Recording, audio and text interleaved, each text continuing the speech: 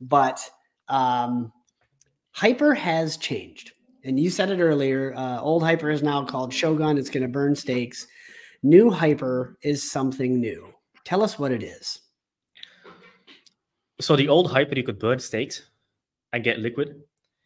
That is going to be called Shogun and will be released in the future because we have the code. Like, it still needs to get audited and like fine-tuned, but the code was there. But then we figured out the thing that other developers also figured out while using Liquid TitanX. It's actually a beautiful option. Is I posted this tweet a while back, and it was like, what if somebody just built TitanX on top of TitanX and replaced Ethereum with TitanX?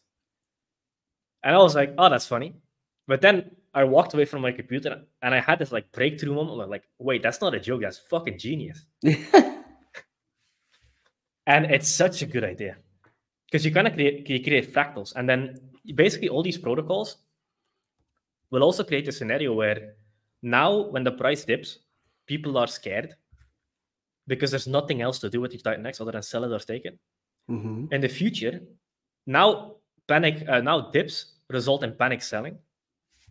Future dips are going to result in panic buying because they want to be able to get in cheaper than the other people and other protocols because your cost basis is based on TitanX. It's very interesting. What people, it's going to click once everything's finally hit. But for example, a hypothetical scenario: you mine Hyper with TitanX when the TitanX price is up 10x. So you buy TitanX off the market if you don't have time to mine it, and you start Hyper miners with your TitanX. Now, what if the price drops 80%? Well, now you can start Hyper miners at an 80% less cost basis than the person that was mining at the top. So instead of a dip being a panic sell, a dip becomes a panic buy because you have opportunities to reduce your cost base compared to everybody else in the protocols. Yes, I thought that through. Yeah. So there will be opportunity to increase your position when TitanX price dips. And as TitanX price rises, that would give reason for Hyper to actually pump because then it's becoming more expensive to create new Hyper. And so that the old Hyper that was created for the TitanX purchase at the dip is worth way more.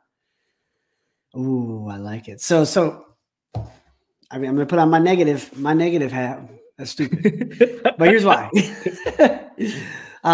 So somebody says, well, why would I want to do TitanX all over again? I'm wrecked right now because I bought the top and whatever. Why would I want to do TitanX all over again? If it's the exact same thing, and maybe it's not the exact same thing. That's an assumption on my part. But based on what you said, I'm mining Hyper with Titan. And you said it yourself. What if somebody just built TitanX all over again on top of TitanX? So I'll get into some more questions that might delineate the two. But why would I want to do TitanX all over again under a different name? So because TitanX becomes harder to create. So for example, TitanX was designed to be a leverage play on Ethereum, where if you put, for example, hypothetical could nuke to 0, we're lucky any of the stuff even works, is if you go in with 1 Ethereum and you play it right, you're probably going to come out with 3 Ethereum. So it becomes a multiplication vehicle. Now, that same logic applies to, and that's kind of how all altcoins work. So whenever an L1 token pumps, all the altcoins exist to increase your position in the L1, the native token. Because when the native token moves up a 2x, usually altcoins move up 3 to 5x, if not a 10x, depending on how they're designed. Yep. That same logic applies to TitanX, because TitanX is basically like a DApp L1. So somebody else had from Telegram chat is he was like, okay, if all these protocols launch on top of TitanX, am I not going to have confusion and decision fatigue? And I was like, well, this is a little bit different. Are you mad if a protocol builds on top of Ethereum? No, you're like, oh, this increases the value of Ethereum. Yeah, that's true. You don't have decision fatigue. You're like, this is awesome. It locks Ethereum up and makes it more scarce, pushes up the Ethereum price. So if you're an Ethereum holder and you have a big Ethereum position, you're like, bring as many dApps as you want. It's amazing. Yeah. Yes, you will get this decision fatigue, but you get excited because it's built to be built upon, and that brings the value. TitanX is the same, just built on top of Ethereum. And everything built on top of TitanX has that same effect.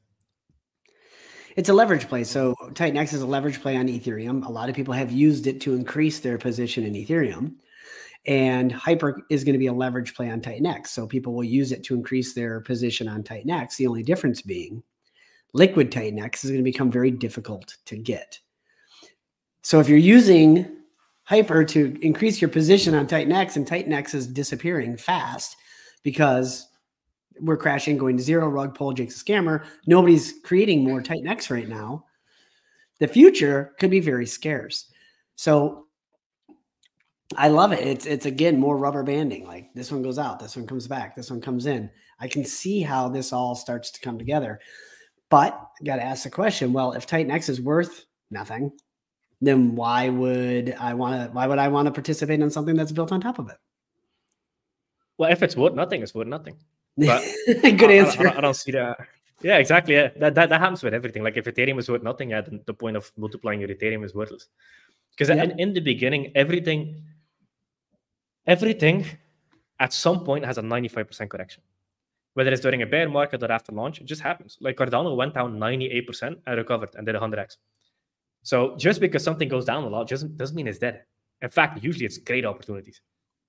Like you could buy the Cardano bottom, and I think it was a second cycle. It launched, went down. I'm not sure if it was second cycle or after launch. It dropped 98%, 99% actually. If you look on the chart, you have to go to an old chart, and then went up 187.70x.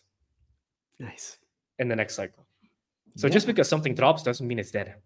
As long as there's community activity, there's a future for the protocol, people understand, people actually read the white paper. That's a big one.